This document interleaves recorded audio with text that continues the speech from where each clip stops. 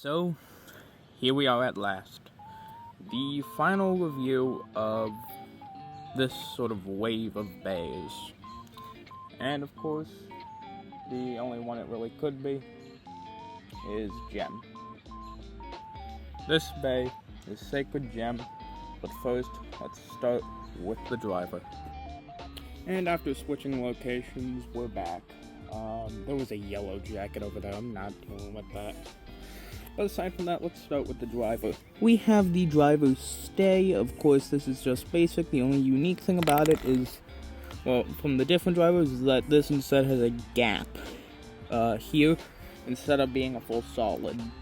I don't know what kind of purpose it will serve, but this driver is good for LAD.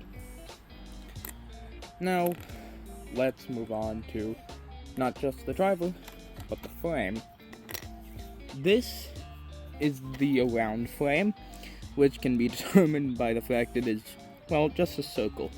It serves to give more LAD to the bay, which, if you can see when I position it like this, sort of goes somewhat flush, only being separated by like 2 plates. Next up, we have the disc. This is the circle disc, which, well, take a wild guess.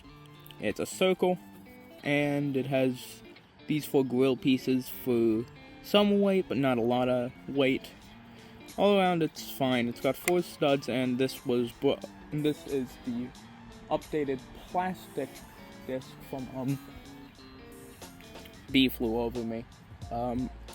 Plastic disc from Priceless Gem.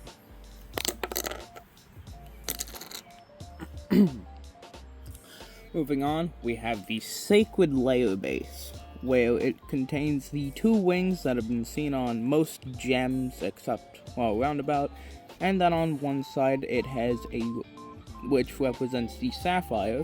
It has a roller, which this time they actually work because it's been lined with a bit of putty, which means that when, per se, another thing hits it, it will stick and it will actually roll. It's better when you use an actual layer, but you can see it moving. And now if we move over to the other side, this is the Ruby side, which has this claw.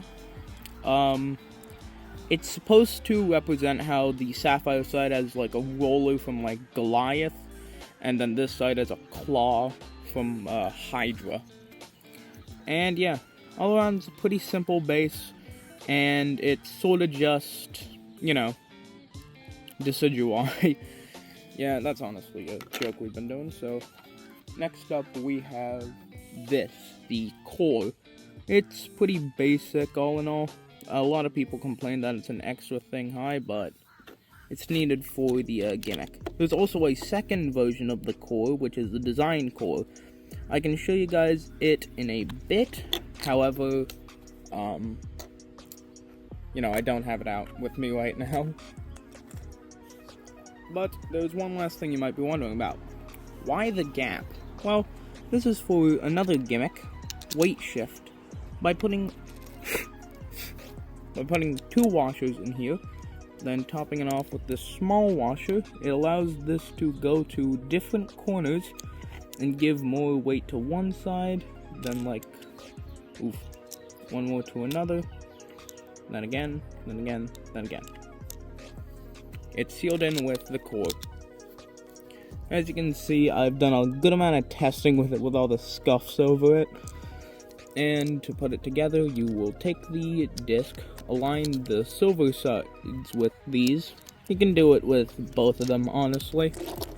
Take the frame, align it with the wings, I like to do that, and then the driver. And boom, you have yourself Sacred Gem. This is supposed to be, well, the quote-unquote final evolution of the gem line. So, I tried my best to make it represent a good amount of the other ones by having the sort of gray in the middle from Priceless, of course the main color scheme, rollers from Priceless, blades from Chaotic, and a few of these, and this like sort of slope lead up, which was originally just going to be pretty jagged from roundabout. So, I'd say you guys have been watching me blab about this bay for long enough, so let us move on to the test battles. No way, it's the return of Fat Quack doing editing. Anyways, here's the design core I was talking about. This little gear chip design is designed by Normanate. A good friend. He's in like places like LBB, Cold, Cyberbase's server, you know. And it means that I can go ahead and just store it up with the others. Yeah, it's primarily made for design, and yes, this is how I store the gems. But yeah, back to the video.